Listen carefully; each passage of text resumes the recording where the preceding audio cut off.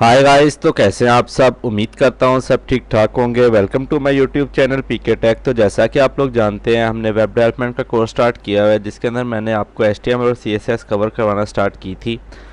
तो इसके अंदर मैंने आपको स्टाइल शीट बनाना सिखाई थी, एक्सटर्नल स्टाइल शीट। तो आज मैं आप लोगों को उसको क्रिएट करना, ठीक है, और उसके बारे में बताऊंगा कि हम उसको इजीली कैसे यूज़ कर सकते हैं। तो हमने ज़्यादा वर्किंग उसके अंदर नहीं की थी, बिकॉज के हमने कोर्स उसका कंप्लीट करना था। तो अब मेरे पास थोड़ा टाइम था, तो मैंने सोचा चले आप लोग को एक्सटर्नल स्टाइल शीट के बारे में बता दूँ। कंट्रोल एन कर लेते हैं हम, ठीक है, न्यू फाइल, ठीक है, इसको सेव करेंगे। कंट्रोल एस, जहाँ पर आपने अपनी दूसरी फाइल सेव करवाई है वहीं पर आप इसको नाम देंगे कुछ भी, जैसे कि स्टाइल।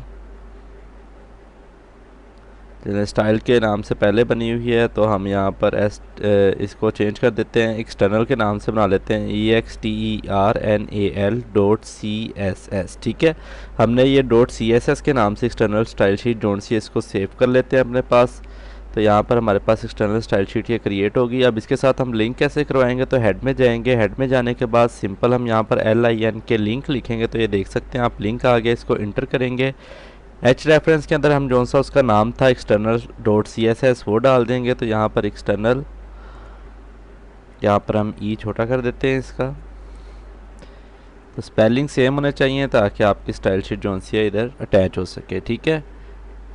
तो यहाँ पर हमने यहाँ पर इसको कर लिया है इसके साथ अटैच। यहाँ कंट्रोल एस कर लेते हैं, ठीक है। उसके बाद अब मैं आपको सिंपल यहाँ पर इसकी वर्किंग बताता हूँ, ठीक है। यहाँ पर डिव लगा लेते हैं हम एक अपने पास। डिव के अंदर हम एक H1 लिख लेते हैं, हेलो वर्ल्ड। यहाँ हेलो, चले हेलो रहने देते हैं, पीके टेक लिख देते हैं। ओके, तो हमने यहाँ पर एक H1 लिख लिया। इसी की तरह हम इसको यहाँ पर एक पी टैग दे देते हैं। तो पी टैग के अंदर हम कुछ भी, welcome to my YouTube channel,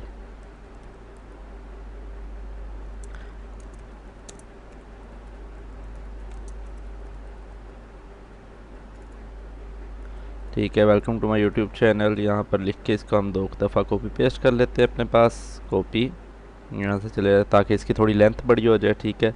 तो ये हमने थोड़ा सा पैराग्राफ एक लिख लिया। तो अब मैं इसको आपको बेसिक इसकी एग्जांपल के तौर पे आपको समझाना चाह रहा हूँ, तो इतना हमारे लिए काफ़ी है, ठीक है। तो अब यहाँ पर हम चलते हैं एक्सटर्नल स्टाइल शीट में, ठीक है। हम फर्स्ट ऑफ ऑल मैं आपको सिंपल इसके अंदर स्टाइलिंग दे के दिखाता हूँ। यहाँ पर मैं डिव दे देता हूँ, डिव जैसे कि हमने बनाई है पीछे। तो हम उसको जो सा है यहाँ पर स्टाइल देते हैं, ठीक है। डिव के अंदर हम दे देते हैं उसको बैकग्राउंड कलर दे देते हैं, ठीक है। बैकग्राउंड कलर बेसिक सिखाऊंगा ताकि आप लोग को समझ आ जाए कि हम इसको यूज़ कैसे कर सकते हैं, ठीक है, कितने स्टेप्स में हम इसको यूज़ कर सकते हैं। तो बैकग्राउंड कलर यहाँ पर हमने इसको लगा लिया, ठीक है। यहाँ पर हम इसको बैकग्राउंड कलर में दे देते हैं येलो, ठीक है। और उसके बाद हाइट विड्थ इसकी सेट कर देते हैं। हाइट इसको दे देते हैं हम 300 पिक्सल, ओके। और विड्थ इसको हम कंप्लीट ही देंगे, ठीक है। विड्थ, सॉरी, विंडोज़ नहीं, विड्थ इसको हम दे देते हैं 100% की, ठीक है। तो यहाँ पर हमने 3 चीज़ें दे दी। इसके बाद हम अब इधर जाएंगे अपने वापस पेज के अंदर, ठीक है, जहाँ पर हम अपना वेब पेज डिज़ाइन कर रहे हैं। यहाँ जाकर हमने अब डिव को दी थी, तो डिव का हमने यहाँ पर नाम दिया है, ये देख सकते हैं आप। इसको कंट्रोल एस करवा लेंगे आप सिंपल, ठीक है। इधर जाके इसको ओपन इन ब्राउज़र करेंगे आप। ओपन इन ब्राउज़र करने के बाद आप ये देख सकते हैं, एक मिनट, वो स्टाइल शीट शायद सेव नहीं हुई, हम दोबारा इसको सेव कर लेते हैं। एक्सटर्नल .css, तो एक्सटर्नल .css, ठीक है, सेव कर लेते हैं इसको। दोबारा से चलते हैं, रिफ़्रेश कर लेते हैं इसको। तो ये देख सकते हैं वो सेव नहीं हुई थी। तो पीके टैग हमने उसको दिया, ठीक है, और वो उसका कलर हमने कोई चेंज नहीं किया, ठीक है। अब आप देखें, अब मैं आपको एक चीज़ आपको गाइड करता हूँ। ये देखिए, मैं इस डिव को कॉपी कर रहा हूँ अपने पास, ठीक है, कॉपी। अब आप जब वेब पेज बना रहे होते हैं, वेबसाइट बना रहे होते हैं, काफ़ी डिव्स टैग, काफ़ी H1 टैग यूज़ होते हैं। जैसे कि मैंने ये 3 से 4 जोन से ये अपने पास वही डिव टैग जोन से सेम मैंने अपने पास वो कर लिए हैं, ठीक है। तो ये देख सकते हैं। तो यहाँ पर जौन सा है, मैं आपको इसके बारे में बताता हूँ कि अगर आप इसी तरह डिव टैग को ही अगर आप स्टाइलिंग देना चाहते हैं, और मतलब मुख्तलिफ अब आप स्टाइलिंग देना चाहते हैं, मैंने मतलब कि इस तरह आप इधर बैकग्राउंड मैंने इनको दिया है येलो कलर का, तो मैं चेंज करना चाहता हूँ, या colour change, tax colour change करना चाहता हूँ, या कुछ भी ऐसा, तो उसके लिए परेशान नहीं होना, आपने सिंपल यहाँ पर आना है, ठीक है। हम जैसा कि हमने क्लासेस और आईडीज़ पढ़ी थी हमने, ठीक है, तो मैं उसका आई बटन में भी उसका लिंक दे दूंगा, ठीक है। आप वहाँ से भी जाकर उसको देख सकते हैं, नहीं तो मैं यहाँ पर भी आपको सिखा देता हूँ, ठीक है।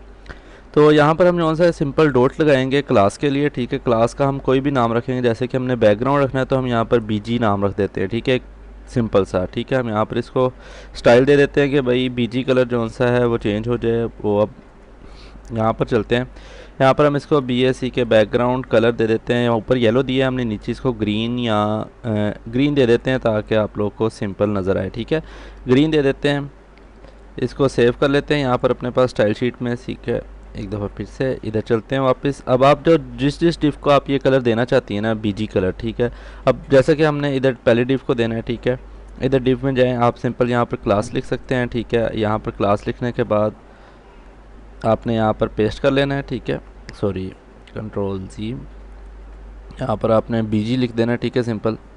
तो यहाँ पर आपने क्लास में BG जो हमने आईडी का नाम, वो क्लास का नाम दिया था, वो सिंपल हमने यहाँ पर लिख दिया BG, ठीक है। अब अगर आप इसको भी देना चाहते हैं तो ठीक है, यहाँ पर आ जाएं। आप यहाँ पर आकर इधर अपना क्लास देंगे, क्लास देने के बाद यहाँ पर सिंपल BG लिख देंगे, ठीक है। उसी क्लास का नेम, जितनी आप डिव्स को यही स्टाइल देना चाहते हैं आप दे सकते हैं, ठीक है। अब इस तरह प्रॉपरली हम यहाँ पर इधर जाके स्टाइल इसको रिफ़्रेश करते हैं। देखिए हमने 2 को दिया था तो ये 2 को आ चुका है, ठीक है।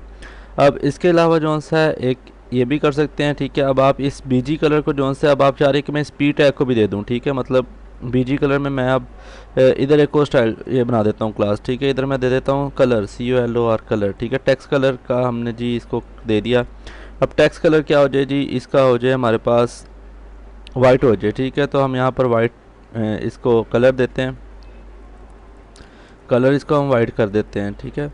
सिंपल सा वाइट कलर कर देते हैं। अब ये हम जिस को देना चाहते हैं, मतलब कि मैं इस P टैग को सबको देना चाहता हूँ, इन P टैग्स को, तो मैं उधर जाके सिंपल यहाँ पर P टैग भी लिख सकता था, सब P टैग्स को आ जाता। अगर आप किसी मखसूस को देना चाहते हैं, मतलब कि 1 से 2 को ऐसे, तो अब जैसे कि इसको देना चाहते हैं, ठीक है। यहाँ पर आए, क्लास लगाएँ, क्लास लगाने के बाद जो हमने उधर कलर की क्लास दी है तो हम यहाँ पर कलर के वही स्पेलिंग सिंपल लिख देंगे, ठीक है। इसके बाद हम इस H1 को दे देते हैं, तो यहाँ पर आ जाते हैं, क्लास देंगे, यहाँ पर सिंपल COLOR कलर, ठीक है। सेव कर लेते हैं इसको अपने पास।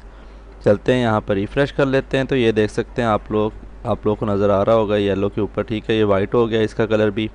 इसी तरह इधर जो सा है PK टैग वाइट हो गया, ठीक है। तो यहाँ पर जो सा मैं इसको यहाँ से कट कर देता हूँ, ठीक है, ताकि आप लोग को ग्रीन के ऊपर दिखा सकूँ। तो यहाँ पर आप जाके इस क्लास को लगा सकते हैं, ठीक है। इसी तरह हमने ये लगाया है, तो हम यहाँ से इसको कट कर लेते हैं, Ctrl+X, ठीक है। और यहाँ P में जाके Ctrl+V कर देंगे, तो सेव कर लेते हैं। चलते हैं यहाँ पर जाकर रिफ़्रेश करते हैं, ये देख सकते हैं, ठीक है। मैंने इसलिए किया ताकि आप लोग को यहाँ पर नज़र आ सके प्रॉपरली कलर, ठीक है। एक तो ये तरीका हो गया, हम ये क्लासेस के ज़रिए इस तरह यूज़ कर सकते हैं। एक आईडी का होता है, आईडी का मैंने आपको गाइड किया था उसी लेक्चर के अंदर, तो ठीक है। उसके लिए हैश यूज़ होता है, ठीक है। हैश लगाकर आप कोई भी नाम दे सकते हैं, ठीक है। अब एक कलर दे दिया इसको हम इसको अब दे देते हैं टेक्स्ट लाइन सेंटर करना चाहते हैं, ठीक है। तो हम इसको अलाइनमेंट मुश्किल हो जाएगा लफ्ज़, हम इसको कह देते हैं टैक्स, ठीक है। टैक्स के नाम से इसको हम आईडी बना देते हैं, ठीक है। टैक्स के नाम से हमने इसको आईडी बना दी। तो यहाँ पर हम इसको अब दे देते हैं टैक्स लाइन सेंटर, ठीक है। तो टैक्स लाइन सेंटर CENTER है, ठीक है। हम अब इसको सेव कर लेते हैं, यहाँ पर अपने पास चलते हैं सिंपल।